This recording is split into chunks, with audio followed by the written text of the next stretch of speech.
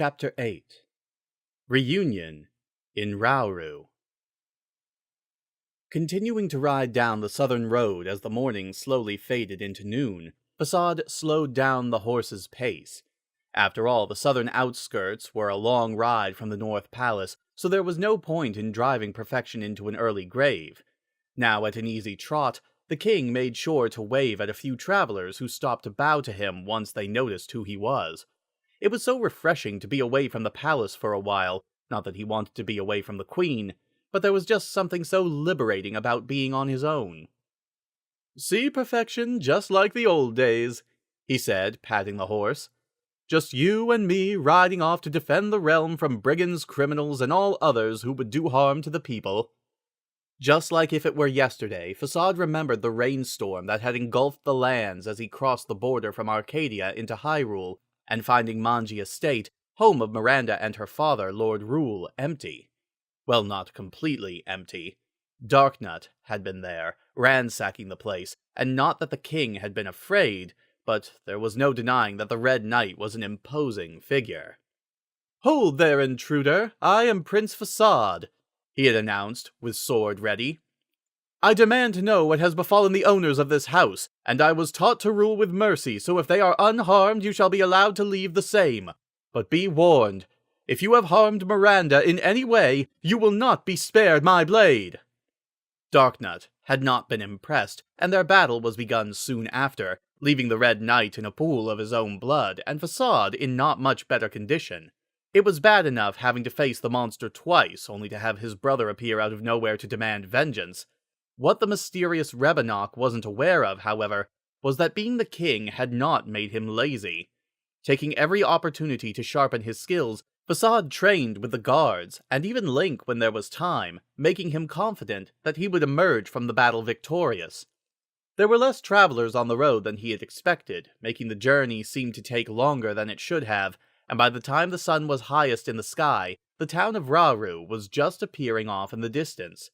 It was a small, almost sister city to Ruto, where Link had recently returned their sacred trophy, except it was made up mostly of woodcutters instead of miners. As he approached the few single-floor buildings, the shallow grasslands were starting to give way to dense forests that seemed to surround the village as well as the road beyond.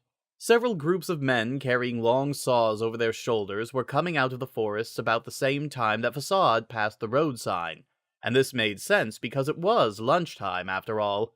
It was going to be nice to eat a simple meal inside of a normal tavern, which he hadn't done since taking the throne, but as he was tying his horse to the hitching post after getting down, the king couldn't help but notice that a familiar-looking carriage was sitting nearby. The driver was asleep, and one of the dark horses grunted at him as if irritated, but the carriage did have the emblem of the royal family carved into the side, and it was facing north. No, there was no way his luck could be that good. So he walked in through the doors of the tavern, to have everyone stop what they were doing almost immediately, leaving an uncomfortable silence as he stood in the doorway. "What are you all staring at?" a familiar woman's voice suddenly asked. "Haven't you ever seen your king before? So raise a glass to his health." The common people at the tables and up at the bar cheered, all raising their mugs in a toast to Facade, and this helped to lighten the mood, especially since the lovely brown-haired woman who had led the toast was none other than Zelda's cousin, Lady Miranda. Making his way across the room to her table, the king next spotted her husband sitting in the chair next to her. As he remembered, Aghanim the wizard was wearing robes, although more expensive-looking these days, leaving only his blue hands and face exposed. "Well, well, His Majesty, King Facade of Hyrule," the wizard said with a slight laugh. "Join us, man, have a drink." Not wanting to be rude or having any plans of turning down the drink, the king sat down with his two old friends, and for a moment was able to recapture the old days once again. He remembered how the three of them and Link had huddled together in the cavern in the eastern forest, listening to everything Impa knew about Ganondorf. Of course, there were a few memories that were best left forgotten, the kind that the southern outskirts Lord Governor was all too eager to bring up. "So he says, 'Release me at once, for I am Facade, Prince of Arcadia,'" Aghanim explained, recalling the first time that Facade and Link met. And Link says, "Of course you are, and I am Harkinian, King of Hyrule. Now shut up or I'll spur the horse and drag you through the mud." When the king had first met Link, they had each assumed the other was an agent of Ganondorf, and if not for the interference of an actual agent, the king was certain that he would have been the victor in their fight. However, the distraction allowed Link to knock him out, and the next thing he knew, Fasad's wrists were bound, and he was walking behind his own horse while Link rode atop. Thankfully, Aghanim left out the part where Link had made good on his threat, dragging him through the mud until they reached the hideout where Impa verified his identity. Of course, this happy mood had to be ruined when Fasad brought up what had brought him here, and it really had been a stroke of luck that the wizard and Miranda had already been on their way to visit when they intercepted the messenger. Now that they were meeting in person, Fasad explained the whole situation about Rebanock, and that now he had made up his mind to face him, Aghanim's role was to be his second instead of his advisor. "So you are laying a trap for Rebanock?" Miranda asked, leaning in closer with excitement in her voice. "You want my husband to take him down for you?" "Not at all, my dear Miranda," Fasad explained. "I do not wish for Aghanim to interfere with the fight in any way. I simply wish him to make sure that nobody else does either." "That all sounds pretty simple to me," the wizard replied. "And you've beaten Dark Knight on your own before, so how much worse could his brother be? His brother that wasn't man enough to stand by him during the fight with Ganondorf, and only shows his face now."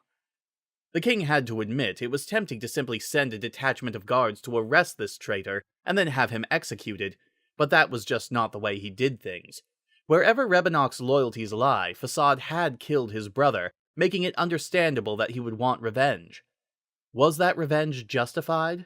No, but it was at least worth giving him a fair fight, so it was settled that the two of them would continue on to the King's Cross, while Miranda went to the North Palace.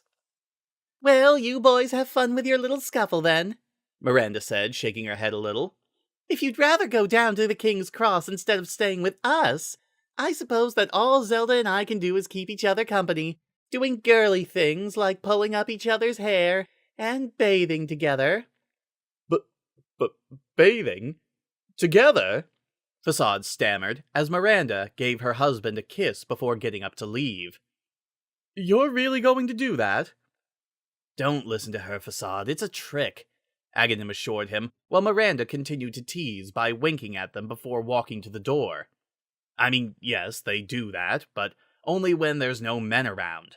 Ah, my king, if only you could teleport like I can. Oh, the things you would see." As pleasant as the images in his imagination were at the moment, these were not the kinds of thoughts that the king needed to be focusing on just before facing a challenger who was probably at least as skilled as Dark Knight had been. So, after finishing their meal, Fasad and Aghanim left the tavern, discovering that one of the carriage's dark horses had been left tied to perfection, while Miranda's carriage was long gone. "I'm glad that Miranda is going to stay with Zelda," Fasad said as they untied their horses. "Still, I hate to be away from her for any amount of time at all. She still has those night terrors, you know." "The queen is stronger than you think," the wizard replied. "Besides, if I were you, I'd be saving all my thoughts for this Rebanock character." He was right, of course, so the king pushed the thoughts of his wife's nightly distress from his mind. Still, it was a long way to King's Cross from Rauru. So, they continued south, making small talk as they ventured into the forest. The canopy of leaves provided by the trees that surrounded the road provided a break from the sun, but this was no time to rest. Forested roads like these were often havens of bandits and highwaymen, but so far, there were none to be seen. "So, how are things down south?" Fasad asked, making small talk while watching the sides of the road for danger. "I hear you've been putting a lot of rupees into renovations around your province." "Well, Eagle Prison is up and running," Aghanim answered, also watching his side of the road. "Moon Tower is currently being rebuilt, and Spectacle Rock is being made into a fortress again. Other than that, Miranda and I are focusing on improving trade flow, and giving the less fortunate a future." The wizard had been the perfect choice for Lord Governor, but it was amazing for the king to think that just 5 years ago, Aghanim and Link had been nothing but forest bandits. Well, fake bandits who put on a show to get a reward. It was one such performance that caused the wizard and Miranda to meet in the first place. Of course, Fasad couldn't understand how she could fall in love with someone who was trying to shake down her father, but— "Stop there, travelers," a figure warned, jumping into the road. "One wrong move and you're finished." It was a moblin, and the stocky dog-faced creature was holding a spear aimed right at the two of them. There was more movement as he finished this threat, and now more than a dozen similar creatures were coming out of hiding, each with a sharp spear, and now they were laughing as they encircled them at close distance, leaving Facade and Aghanim completely surrounded.